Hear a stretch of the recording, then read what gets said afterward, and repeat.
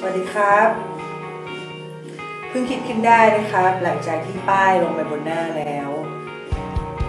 วันนี้น่าจะไม่ใช่มาร์กลายเสียงอย่างที่เพื่อนๆเคยเห็นกันแล้วนะครับผมอันนี้เป็นมาร์กมีเสียงแล้วนะครับผมตอนนี้มันกำลังมาร์กหน้านะครับป้ายเข้าไปนะฮะอันนี้เป็นมาร์กเมจิกมาร์กนะครับผมของแบรนด์เดอร์นะฮะเป็นแบรนด์ที่ดังขายจะบอกว่าเพียงแค่15 นาทีเนี่ยเราล้างออกคุณก็จะแบบเหมือนตายแล้วเกิดใหม่ครับลองไหมฮะล้อเล่นนะครับผมมันก็โอเคกับหน้ามากนะคะเพราะว่าอย่างวันนี้เราต้องไปถ่ายหนังที่พัทยาใช่ไหม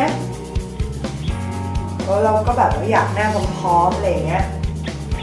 ผิวหน้ามันก็จะได้แบบว่าเปล่งปลั่ง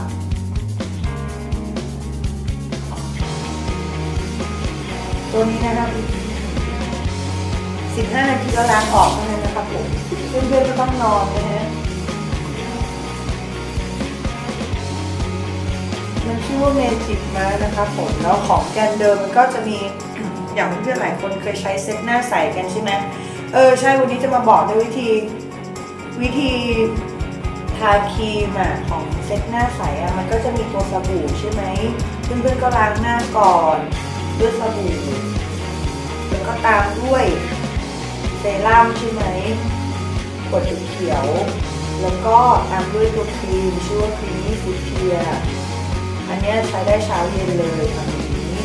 แล้วก็มันจะมีกันแดดก็ทาหลังครีมนี่ฟูดเทียเฉพาะตอนเช้า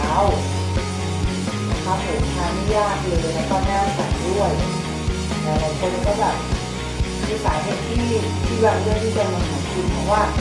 คนถามกันมาว่าแบบเฮ้ยมึงถ้ากับหน้ามานะครับจะบอกได้เลยว่าใช้แค่นี้จริง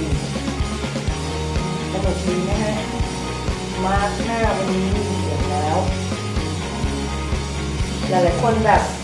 เห็นลูกค้าหลายคนเหมือนกันแบบไปเที่ยวทะเลมาพี่แบงค์กลับมาหน้าหมองคล้ำมากโดนแดดเลียนหน้ามานะครับแดดมันก็ทำลายผิวหน้าคุณใช่ไหมพอเขากลับมามาร์กเสร็จ15 นาทีก็บอกว้าวตายแล้วเกิดใหม่เลยอะไรอย่างนี้นี่แหละเดี๋ยววันนี้บางใช้หน้าบางก็เลยมา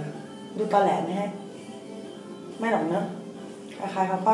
รักสวยรักงามกันคือความจริงมันเสร็จไปตั้งนานแล้วครับแต่ว่ามันไปมันสนุกดีโอเค